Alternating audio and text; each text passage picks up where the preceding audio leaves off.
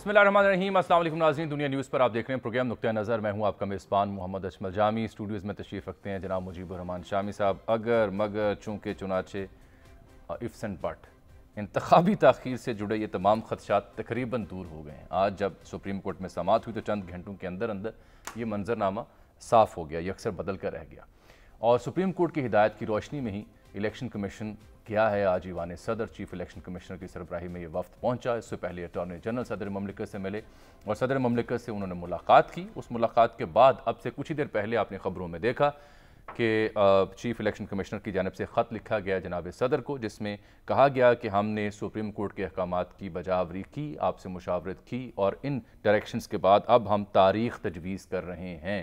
آخری پیراگراف میں لکھا گیا کہ 11 فروری کو کروائے جائیں۔ یہ خط لکھا ہے سر چیف الیکشن کمشنر نے، لیکن اطلاعات یہ ہیں کہ جب یہ وفد ملا تھا جناب صدر سے، تو جناب صدر جو ہیں وہ جنوری کے آخری ہفتے میں انتخابی تاریخ دینے پر اصرار کر رہے تھے۔ تو یہ ایک نئی صورتحال ہے۔ البتہ کل جب سپریم کورٹ میں یہ رپورٹ جمع ہوگی تو وہاں تاریخ کا تعین تو ہو جائے گا۔ بڑی اہم اور دلچسپ سماعت تھی جس کا احوال بھی آپ سے ڈسکس کریں گے، اور بالخصوص یہ مدعا کہ آج جب کہ الیکشن کمیشن کو صدر سے ملاقات کا مشورہ دیا گیا، جو آج سماعت ہوئی اس کے مطابق تو یہ طے ہوا کہ صدر کے پاس اختیار تھا تاریخ دینے کا۔ تو کیا صدر نے اپنے اختیار استعمال نہیں کیا، اور اگر نہیں کیا تو پھر آئین کی خلاف ورزی کے وہ مرتکب ہوئے، یا الیکشن کمیشن جس نے ملاقات سے انکار کیا تھا تو اس نے پھر آئین کی خلاف ورزی کی؟ یہ بھی ایک اہم سوال، اور پھر جو اس بیچ التوا ہوا اس کا ذمہ دار کون ہوگا؟ شامی صاحب، اب تک کی سماعت اور آج کی جو ملاقاتیں ہوئی اور جو میں نے سوال رکھا ہے اس پر پہلے آپ تو کچھ فرمائیں نا۔ آج پہلی بات تو یہ ہے کہ جو فیصلہ آج ہوا جی تو سارے وکیل خوش ہو گئے، جی بالکل ہوئے، جتنے فریق موجود تھے ہاں اور ایک دوسرے سے الجھے ہوئے تھے ہاں، تو سارے خوش ہو گئے۔ بلکہ وہ تو ریمارکس میں کہیں کہنا پڑا عدالت کو کہ کوئی ہار رہا ہے اس میں یا نہیں، یعنی نہ کوئی ہارا اور نہ کوئی جیتا، اور سب جیت گئے اور سب ہار گئے۔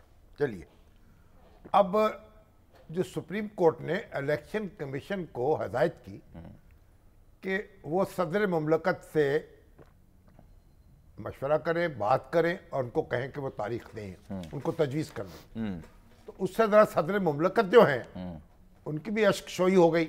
نہیں، جو آج ان کا شارٹ آرڈر تھا return supreme court of Pakistan کا، وہ 5 نکات پر مبنی تھا۔ چوتھا اور 5واں نقطہ یہی ہے کہ الیکشن کمیشن جا کے ملے اور ان سے تاریخ کا تعین اب یہ صدر مملکت جب یہ کہتے تھے کہ وہ تاریخ کا اعلان کریں، اور عمران خان صاحب ان کو کہتے، ان کو تجویز کہتے تھے، تو ہماری وزارت قانون نے بھی یہ رائے دی تھی کیا کہ آپ کا اختیار نہیں ہے، یہ الیکشن کمیشن کا اختیار ہے، اور الیکشن کمیشن نے صدر مملکت سے ملاقات کرنے سے انکار کر دیا تھا اس مسئلے میں۔ میرے پاس وہ ساری خبر پڑی ہوئی اس زمانے کی، ٹھیک ہے نا؟ جی تو اب تو سپریم کورٹ نے یہ بتایا، جو انہوں نے انٹرپریٹ کیا کہ اختیار صدر کے پاس ہے، آپ صدر کے پاس جائیں، تو الیکشن کمیشن کو صدر کے پاس جانا پڑا اور پھر ایک خط لکھ کر تاریخ تجویز کرنا پڑی۔ اچھا، ایک سوال ہے سر چھوٹا سا۔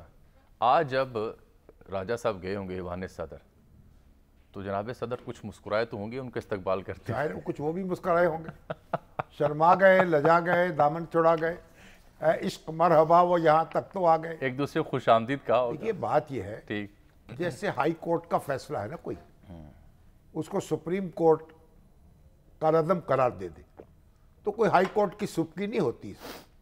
تو اچھا، چیف ٹھیک ہے۔ الیکشن کمشنر نے شامی صاحب ڈھارس بندھا رہے ہیں سننے والوں کی۔ چیف الیکشن کمشنر نے اپنی جو رائے ہے، یا الیکشن کمیشن نے اپنی انٹرپریٹیشن کی، وزارت قانون نے اپنی کی، لیکن اب سپریم کورٹ نے واضح کر دیا کہ یہ اختیار صدر مملکت کے پاس ہے۔ ایک بات، دوسری بات یہ، صدر مملکت جو ہے وہ سربراہ ہے ریاست کے، جی سربراہ ریاست کے، ان کے پاس راجہ سکندر سلطان صاحب بہت اچھے آدمی ہیں، لیکن مجھے ان کی یہ بات اچھی نہیں لگی تھی کہ انہوں نے صدر مملکت کے پاس جانے سے انکار کر دیا۔ جی ہاں، ان کو چاہیے تھا کہ صدر مملکت کے پاس جاتے اور مؤدبانہ یہ گزارش کرتے کہ یہ آپ کا اختیار نہیں ہے۔ اب بھی تو کیا نا، اب تو ہدایت پہ کیا نا سپریم کورٹ کی۔ تو بات یہ ہے، جو ہمیں آداب کو ملحوظ خاطر رکھنا چاہیے ہمیشہ۔ ہم کوئی بدتمیزی کرنے پر اترے ہوتے ہیں، اور ہمارے وزراء جو ہیں صوبائی وزراء قومی وزراء وفاقی اور طرح طرح کے للو پنجو سیاستدان وہ بھی صدر مملکت سے یا ایسے مخاطب ہوتے ہیں جیسے ان کے بڑے ہوں. تو بات یہ ہے کہ صدر مملکت کا احترام لازم ہے. آپ ان سے اختلاف بھی کریں گے تو مؤدبانہ کریں گے تو اچھی بات ہے. آج اس منصب کا جو ایک آپ کہہ رہے ہیں کیا روب ہے ایک حد تک بحال ہوا. چلے اس پہ مبارکباد لے لیں, لیکن میرا سوال وہی ہے کہ وہ جو التوا ہوا اس کا ذمہ دار کون نہیں, اب اس میں ہے, اور وہ آئین کی خلاف ورزی کا مرتکب کون ہوا, ایوان صدر یا الیکشن کمیشن؟ اس پہ بعد میں بات کرتا ہوں, لیکن مناظرہ باز مولویوں کی طرح تو نہیں کرنا نا, سوال تو اٹھائیں گے نا کہ نور بشر کا جھگڑا ہے. چلے بھئی آپ نے اب ہمارے بیورو چیف آ گئے جناب عدیل بڑائے صاحب. آپ نے بالآخر تاریخ یہ معاملہ طے کر دیا. اب سپریم کورٹ میں جاتی ہیں بات, یعنی پیٹیشنز ہوتی ہیں, ہائی کورٹ میں ہوتی ہیں, دستور کے مطابق یہ کام نہیں ہوا, یہ کام نہیں ہوا, تو وہاں عدالت فیصلہ کر دیتی ہے. اب یہاں ذمہ داری کا تعین نہیں کرنا, نہ تو الیکشن کمیشن کو سزا مل سکے گی, نہ صدر مملکت تو سزا کوئی دے نہیں سکتا. آپ کو یاد ہے وہ تو اسمبلی جوائنٹ ہاؤس جو ہے وہ ان کے خلاف کارروائی کر سکتا ہے. آپ کو یاد ہے نا وہ جو کامران مرزا صاحب ہیں, senator Kamran Mirza, J U I F سے تعلق, انہوں نے کیا کہا آج, ذرا سنا دوں پہلے آپ کو پھر آگے چلیں. عدیل صاحب خوش آمدید کہتے ہیں آپ کو پروگرام میں, آپ سے اب تجزیہ لینا ہے اور ساتھ احمد بلال محبوب صاحب سے بات کریں گے. لیکن یہ پہلے دیکھیے کامران مرزا صاحب نے کیا مطالبہ کر دیا, بڑی مانگ کر دی انہوں نے جناب صدر سے. کیوں کی دیکھیے, ہم تو سمجھے تھے کہ بات سلجھ گئی ہے کہ جی آپ جا کے ان سے ملیں, تاریخ کا تعین کریں, صبح آ کے ہمیں بتائیں اور اس میں کوئی توسیع نہیں ہوگی. لیکن یہ تو نما کا ٹکٹا کھل گیا. جے یو آئی سے تعلق رکھتے ہیں, جمیعت علماء اسلام فے سے, جی مولانا فضل الرحمان کے قانونی دماغ ہیں, قانونی دماغ. اچھا, اور ان کو چاہیے تھا کہ پہلے مطالبہ کرتے صدر مملکت سے, پہلے کہاں آپ تاریخ لیں. پہلے کیوں نہیں کہہ رہے تھے؟ ٹھیک ہے, بات یہ ہے وہ بڑے اچھے وکیل ہیں, بڑے سلجھے ہوئے, لیکن بات انہوں نے الجھی ہوئی کی ہے. تو میری تو ان سے بھی گزارش ہوگی کہ حد ادب اور یہ اس حد تک یہ بات جو ہے نہیں لے جانی چاہیے. یہ تھوڑی سی مجھے بدتمیزی نظر آتی ہے. چلے عدیل صاحب خوش آمدید. دن بھر آپ نے سارے صورتحال پہ نظر رکھی, تجزیہ ہو گیا اس کا, آگے چلیں. آپ نہیں آگے آنے لگا ہوں نا کہ یہ بتائیے کہ ایک اطلاع یہ آئی کہ غالباً جناب صدر جو ہیں اس مشاورت میں وہ جنوری کے آخری ہفتے میں کسی تاریخ کا تعین کرنے پر اصرار کرتے رہے. یہ بات درست ہے؟ یہاں سے شروع کریں بات. جی, صدر کی جانب سے یہ بات کی گئی کہ وہ جو 54 دن کا ٹائم پیریڈ ہے وہ تو حلقہ بندیاں آپ کہہ رہے ہیں 30 کو مکمل ہو جائیں گی, تو اس کے بعد تو جنوری کے آخری ہفتے میں انتخابات ہو جانے چاہیے. لیکن اب جو لیٹر سامنے آ گیا ہے, تحریری طور پہ بھی سجسٹ کر دیا الیکشن کمیشن آف پاکستان نے جو تاریخ تجویز کی ہے وہ 11 فروری کی چونکہ کی ہے. اور اس حوالے سے ایوان صدر میں میری کچھ لوگوں سے بات ہوئی ہے, انہوں نے کہا جی صدر صاحب عام طور پہ جب میٹنگ ہوتی ہے تو پریس سیکرٹری اور ان کی ٹیم سے اس کے بعد میٹنگ کرتے ہیں, پھر ڈائریکشن دی جاتی ہے کہ اعلامیہ جاری کیا جائے اور یہ کانٹینٹ ہونے چاہیے. تو ابھی تک صدر کی جانب سے کوئی انسٹرکشن نہیں دی گئی اپنی ٹیم کو کہ اعلامیہ جاری کرنا ہے. اس کے بعد جب chief election commissioner election commission میں آئے ہیں تو اس کے بعد اٹارنی جنرل بھی وہاں پہنچ گئے ہیں, اور اٹارنی جنرل جو ہیں ان کے ساتھ اس وقت میٹنگ جاری ہے. تو بظاہر ایسا معلوم ہوتا ہے کہ جو انتخابات کی جو تاریخ کا معاملہ ہے اس کی اناؤنسمنٹ اور اس کی جو سبمیشن ہے سپریم کورٹ میں جو دستاویزات کی وہ الیکشن کمیشن کی جانب سے ہی ہوگی. کیونکہ اگر ہم جو کورٹ آرڈر ہے اس کو دیکھیں تو اس میں یہ لکھا ہوا ہے کہ الیکشن کمیشن آج صدر سے ملاقات کرے اور عام انتخابات کی تاریخ طے کی جائے اور اٹارنی جنرل میٹنگ ارینج کریں گے اور صدر کو عدالتی حکم پہنچائیں گے. تو حکم میں کہیں بھی یہ نہیں لکھا کہ صدر جو ہے وہ تاریخ طے کر کے کوئی اناؤنس کریں گے یا صدر کی جانب سے سپریم کورٹ میں رپورٹ دی جائے گی. تو یہ ساری جو ذمہ داری ڈالی گئی وہ بظاہر الیکشن کمیشن آف پاکستان پہ, اور اس سارے معاملے کو جو کنڈکٹ کرنے کی ذمہ داری تھی, اس کو ارینج کرنے کی ذمہ داری تھی, وہ اٹارنی جنرل کی تھی. اور اس میں یہی کہا گیا کہ یعنی بائنڈنگ بظاہر جو ایسے لگ رہا تھا کہ جی کل تک ہر صورت آپ نے یہ کرنا ہی ہے, الفاظ ہیں کہ ہم توقع کرتے ہیں کہ یہ معاملہ طے ہو جائے گا اور عدالت کو کل آگاہ کیا جائے گا. تو بنیادی طور پہ ایسا لگ رہا ہے یہ ساری سچویشن کو دیکھنے کے بعد کہ اس وقت جو میٹنگ الیکشن کمیشن میں ہو رہی ہے جس میں اٹارنی جنرل بھی ہیں, الیکشن کمیشن کی لیگل ٹیم بھی ہے, کہ اس معاملے کی اناؤنسمنٹ اور اس معاملے کو legally supreme court of Pakistan کو جو رپورٹ کرنا ہے وہ الیکشن کمیشن کرے گا. اور اس بات کا امکان ہے کہ اب جو ابھی اس وقت ڈرافٹنگ ہو رہی ہے یہ آج ہی مکمل ہو جائے گا ڈرافٹنگ کا عمل, اور الیکشن کمیشن اس پہ اعلامیہ جاری کرے گا. مگر عدیل ابھی صدر مملکت کے پاس وقت تو ہے نا, وہ بھی اس معاملے میں کوئی فیصلہ کر سکتے ہیں اور وہ اس تاریخ سے اختلاف بھی کر سکتے ہیں. آپ کہہ رہے ہیں کہ وہ بھی ایک اعلامیہ یا لیٹر جاری کر دیں؟ نہیں, وہ اعلان کر سکتے ہیں تاریخ کا. کیوں جی؟ یا وہ یعنی عدالت کو اندیا دے سکتے ہیں کہ فلاں تاریخ بہتر رہے گی. کیوں جی عدیل صاحب؟ یا الیکشن کمیشن کو ہی بھیج سکتے ہیں لکھ کے. ایک تو پرنسپل بظاہر طے ہو گیا, ایک تو پرنسپل طے ہو گیا کہ صدر کی رائے جو ہے اس کی اہمیت ہے کہ صدر کی مشاورت سے ہوگا, ان کی رائے کی اہمیت ہے. اگرچہ الیکشن کمیشن نے تاریخ دے دی تھی عدالت میں, لیکن اس کو عدالت نے انٹرٹین نہیں کیا, کہا کہ جائیں اور جا کے مشاورت کریں, تاریخ جو ہے وہ طے کریں, تاریخ اپوائنٹ کریں. اس میں ابھی ایوان صدر میں کیا چل رہا ہے میں یہ آپ کو یہ بتا سکتا ہوں کہ ایوان صدر میں ابھی تک جب میری گفتگو ہو رہی ہے ابھی تک صدر کی جانب سے اپنی پریس ٹیم کو کوئی انسٹرکشن نہیں دی گئی کہ اس پہ کوئی اعلامیہ جاری کرنا ہے, کوئی اختلاف ہے یا اس پہ کیا موقف اختیار کرنا ہے. بظاہر صدر کی جانب سے خاموشی صدر اختیار کی. یہ اس میں ایک بڑا خاموشی نیم رضامندی بھی ہو سکتی ہے, خاموشی نیم رضامندی بھی ہو سکتی ہے, اور خاموشی جو ہے وہ غور خوص کی وجہ سے بھی ہو سکتی ہے. تو ہو سکتا ہے غور ہی کریں, لیکن یہ معلوم ہو جائے گا. اب ایک بات تو دیکھتا ہے کوئی, کیا اب تو دیکھیں نا, اگر جنوری کا آخری ہفتہ ہے یا فروری کی 11 تاریخ ہے, یا ہو سکتا ہے صرف یہ ہوگا کہ فروری میں تھوڑا موسم جو ہے کھل جائے گا, بس یہ ہوگا. اچھا اب دیکھتے ہیں. اچھا ایک نقطہ ہے اس سے میں آپ کی تشریح چاہ رہا ہوں شامی صاحب. یہ جو عدیل نے بات کی نا کہ اس میں جو الیکشن کمیشن کو کہا گیا اس کے اوپر تو عمل درآمد ہو گیا, اس کی وجہ یہ کہ ایک انگلش کا سینٹینس میں پڑھ دیتا ہوں. Let the E C P meet with the president of Pakistan today and the date for holding general elections in Pakistan be appointed. مقرر کی جائے تاریخ ملاقات میں کے ذریعے, ملاقات کے بعد تاریخ مقرر کی جائے. تو وہ تو کر دی, تاریخ مقرر کر دی. اب صدر صاحب کو اگر اس سے اختلاف ہوگا تو اس سے وضاحت کر دیں گے, بتا دیں گے, جو ابھی تک انہوں نے نہیں کی. اور ہاں یہ تو دیکھیں انتظار کر لے تھوڑا سا. چلیے, ہمیں کون سا بھی الیکشن میں حصہ لینا ہے فوری طور پر. عدیل یہ جو ریمارکس میں ایک ریمارکس تھے کہ جی یہ الیکشن سپریم کورٹ ہی طے کرے گی تاریخ, اس سے کیا مراد تھی؟ یعنی الیکشن کمیشن اور صدر کو جو کام کہا گیا وہ کرنے کے جب تاریخ لے کے جائیں گے تو پھر اعلان اس کا آفیشلی سپریم کورٹ میں ہوگا کل؟ دیکھیں اس کو فائنلٹی دینی ہے کیونکہ اس معاملے کو چونکہ ختم کرنا ہے.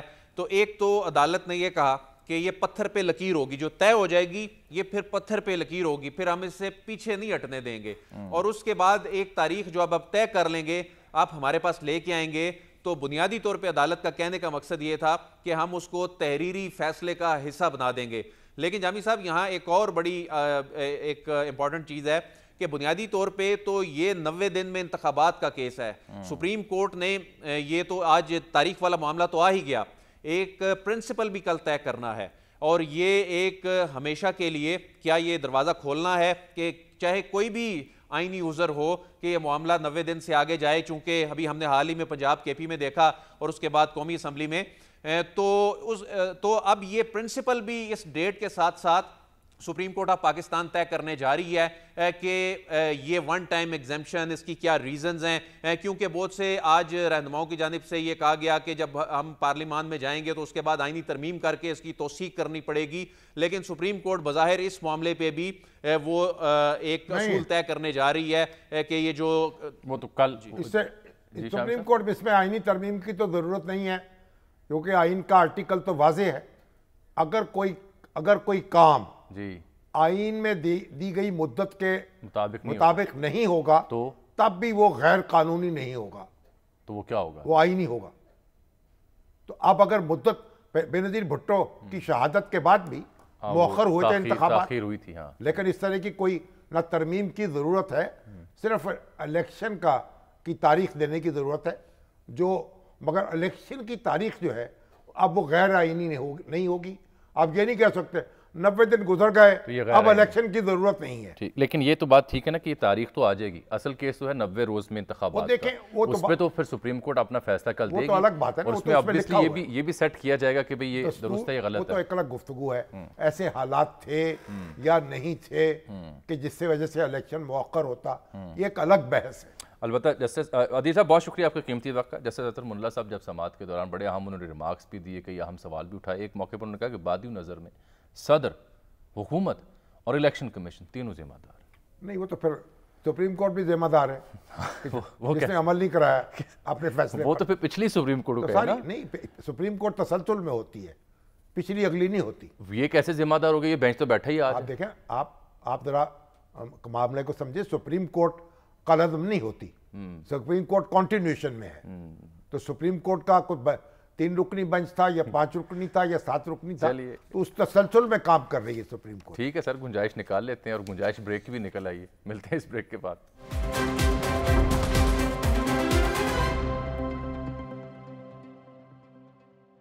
वेलकम बैक नाज़रीन। तो सर, ये तारीख तो तय हो ही जाएगी।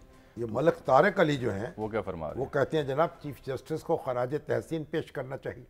बिल्कुल करना उनकी चाहिए। जो बसीरत है हाँ, और जो अंदाज है और जिस तरह अदालत वो लगाते हैं, माशाल्लाह, उससे मसले हल हो रहे हैं। और डॉक्टर फरीद मलक साहब कहते हैं कि जो इलेक्शन कमीशन है उसकी तो सरजनश होनी चाहिए, सिर्फ इलेक्शन कमीशन की, चीफ इलेक्शन कमिश्नर की खास सिर्फ। तौर असल में मसला ये है ना कि ये आप किसी एक को पॉइंट आउट नहीं कर सकते, क्योंकि आज की समाअत के बाद जो जस्टिस अतर मुल्ला के रिमार्क्स हैं उसमें तो 3 फरीक़ैन हैं चलिए, तो सारे फरीक जो जिम्मेदार हैं। वो कह रहे हैं कि सदर, हुकूमत और इलेक्शन कमीशन तीनों जिम्मेदार हैं। ये कैसे हो सकता है कि किसी एक को आप पार्लियामेंट जिम्मेदार थी, करार दें?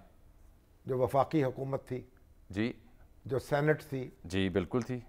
सारे चीफ धाड़ रहते हैं ना हाँ, एक दूसरे तो या तो जिम्मेदारी अब तो मुश्तरका तौर पर आयद होगी ना, पर। ये कल सर अच्छा ये तय तो हो जाएगा। और दूसरी बात ये भी ख़त्म होगी ना कि तारीख देने के बाद आज जनाब चीफ जस्टिस ने कहा कि तौसी की दरख्वास्त नहीं सुनेंगे, पत्थर पर लकीर। जाहिर है कि वो अच्छा, ये तो फिर मसला हो जाएगा हल। सुप्रीम कोर्ट का जब फैसला आ जाएगा तो इसका मतलब उसकी वायलेशन जो है उस पर कंटेम्प्ट लग सकती है। अब इलेक्शन तो हो रहे हैं, ये तय हुआ, और फलां तारीख को हो रहे हैं, ये कल तय हो जाएगा।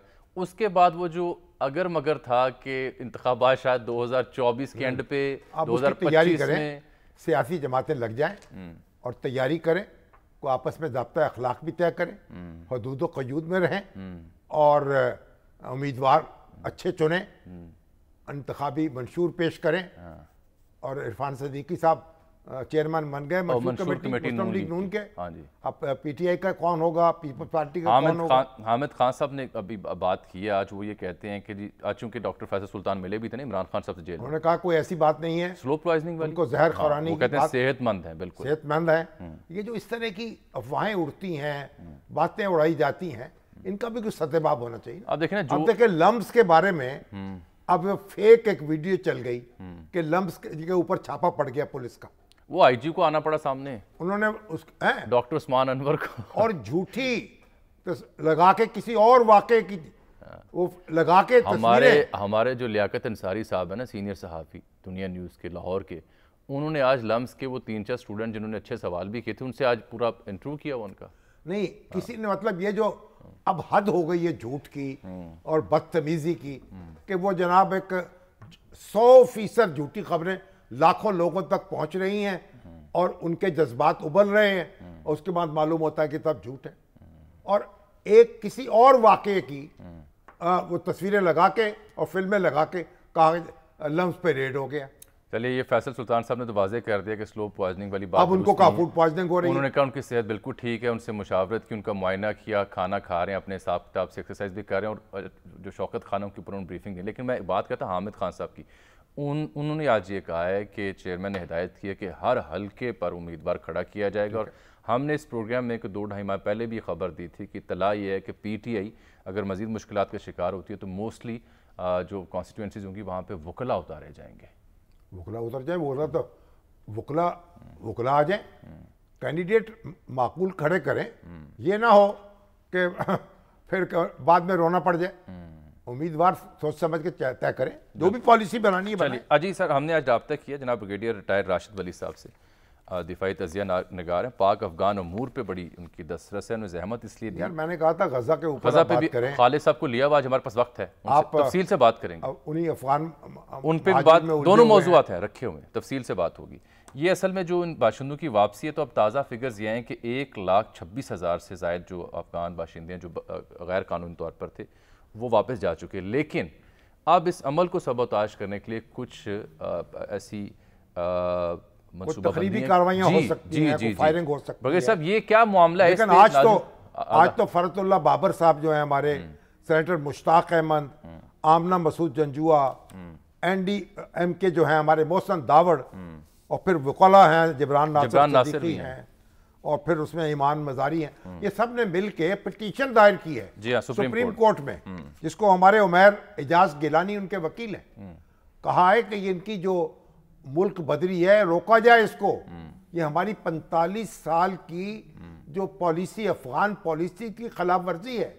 और जो लोग यहाँ पैदा हुए हैं अफगान, उनका हक़ शहरियत जो है उस पर गौर किया जाए। बिल्कुल, लेकिन ये समात अभी समात के लिए मंजूर नहीं हुई, लेकिन दायर कर दी है। धमाका तो है कि यानी पीपल्स पार्टी और जमात इस्लामी जी और मोहसन दावड़ साहब और जिब्रान नासिर सिद्दीकी भी शामिल है। ये बड़ा दिलचस्प नुक्ता है। बारह ब्रिगेड साहब, ये इस अमल में ये तखरीब खारी का एलिमेंट और ये जो एक मनफी प्रोपेगेंडा, इसकी क्या हकीकत है? कुछ रहनुमाई कीजिए हमारे देखने वालों की। देखिए, ये जब डिसीजन लिया गया था तो ये इट वाज एंटिसिपेटेड कि इसकी मुज़ाहमत भी होगी और इसके खिलाफ प्रोपेगेंडा भी होगा, और पूरा एक जो इकोसिस्टम बना हुआ है क्राइम का, इलीगल एक्टिविटीज का जो स्पेक्ट्रम है, ये उसको मुज़ाहमत करेगा पूरी शद्दोमत के साथ।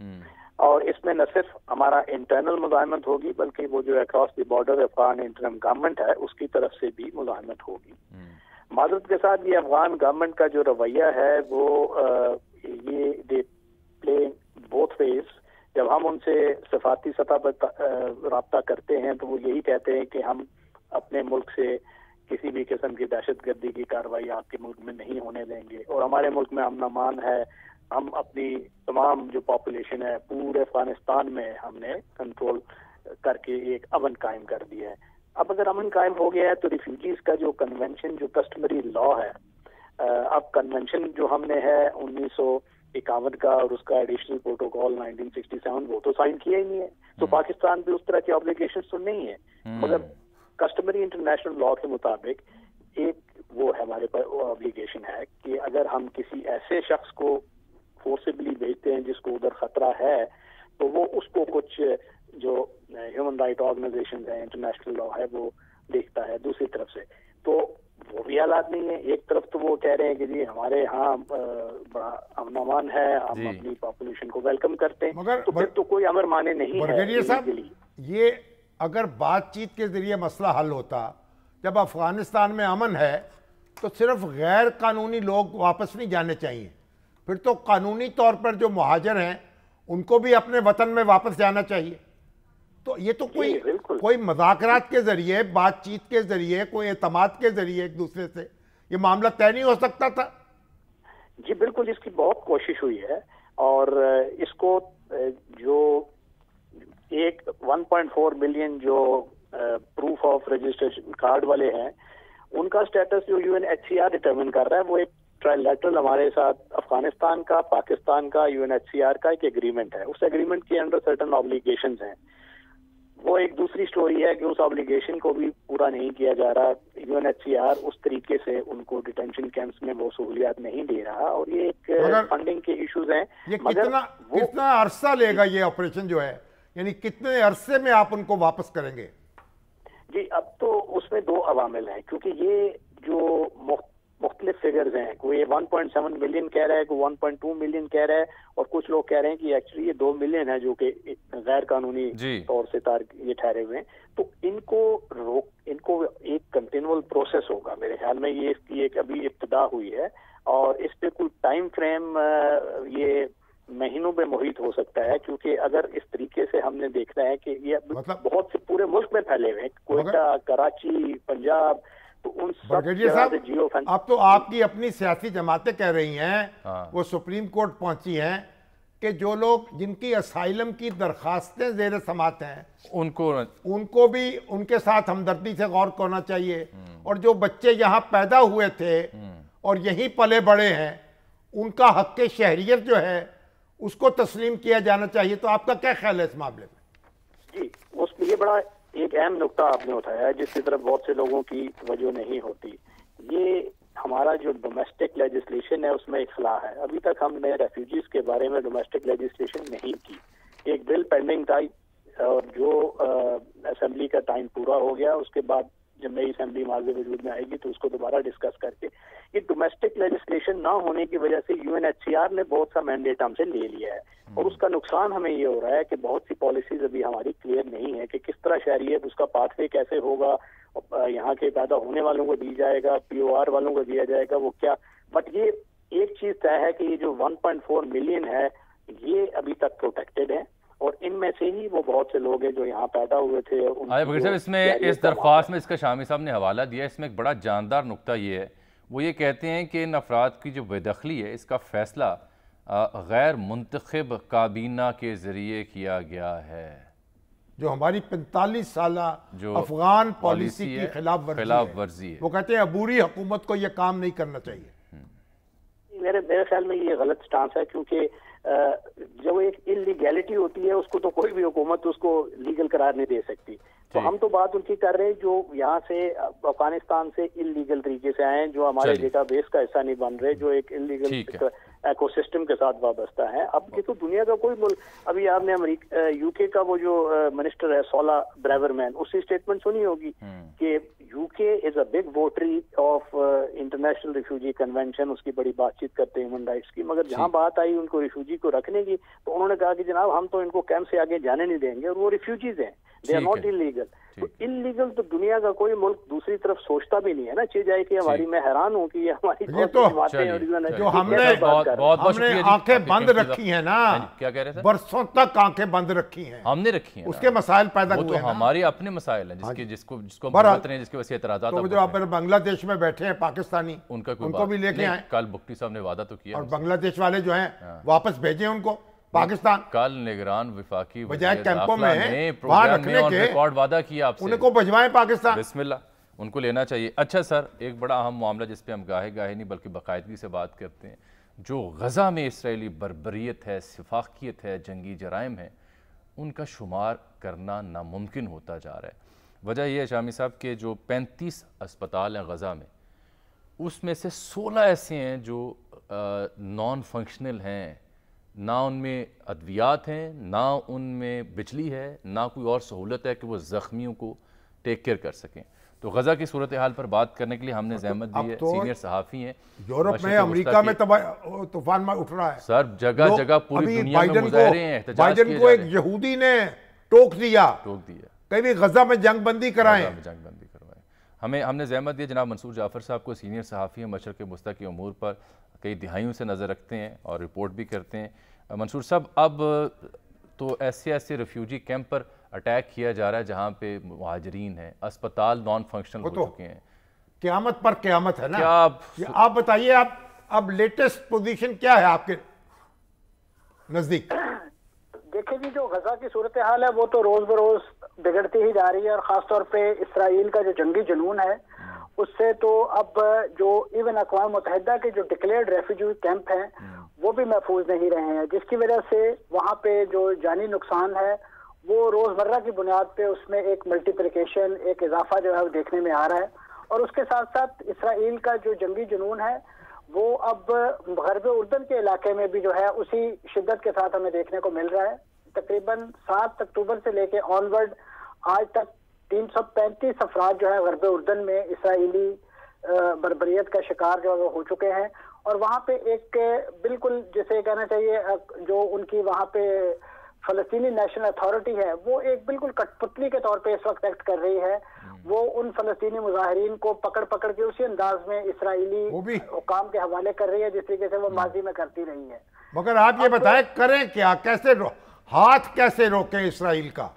دیکھیں جی، میں سمجھتا ہوں کہ اس وقت جو کچھ انڈیکیشنز ہمیں مل رہی ہیں، خاص طور پہ سفارتی محاذ پہ جو کچھ عرب ملکوں نے جرأت مندانہ موقف دکھایا ہے، بالخصوص بحرین نے اور اردن نے، انہوں نے اپنے جو سفیر ہیں وہ بلوا لیے ہیں اور ان کے سفیر نکال دیے ہیں، اور اپنے جو اقتصادی روابط تھے ان کو بھی منقطع منصور صاحب، اور تیونس نے بھی تو بڑی سخت ریزولوشن پاس کیا اپنی.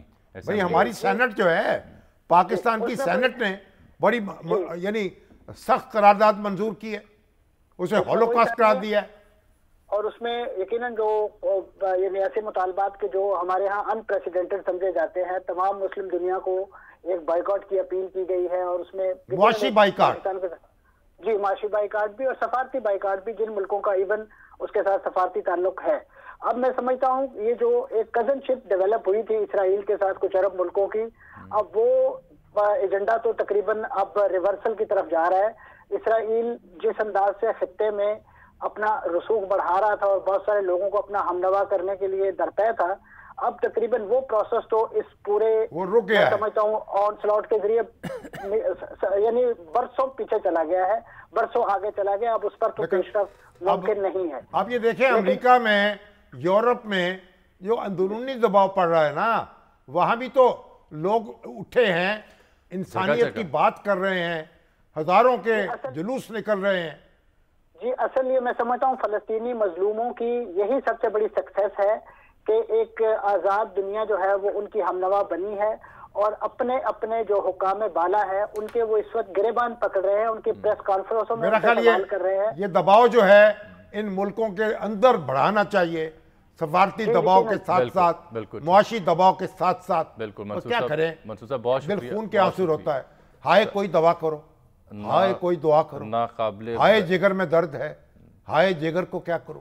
شامی صاحب، اب تک جو تازہ الجزیرہ چونکہ اس معاملے میں اپڈیٹ رکھتا ہے، وہ یہ بتا رہا ہے کہ اب تک 9000 سے زائد نہتے مسلمان جو ہیں وہ شہید ہو چکے ہیں، اور اس میں سے کوئی 30-3500 زخمی ہیں، 30-3500 ایسے ہیں جو بچے ہیں، کیونکہ غزہ ناظرین دنیا کی وہ واحد پٹی ہے، واحد علاقہ ہے جہاں 1 برس سے لے کے 19 برس تک کے جو بچے ہیں ان کی تعداد باقی دنیا کی نسبت سب سے زیادہ، اگر ہم اس کی ایوریج نکالیں. ہمارے شاعرین رحمان فارس انہوں نے کیا نظم کہی ہے بچوں کے اوپر، پھر سنائیں گے کس دن انشاءاللہ. چلیے یہاں ناظرین ایک بریک آیا چاہتی ہے.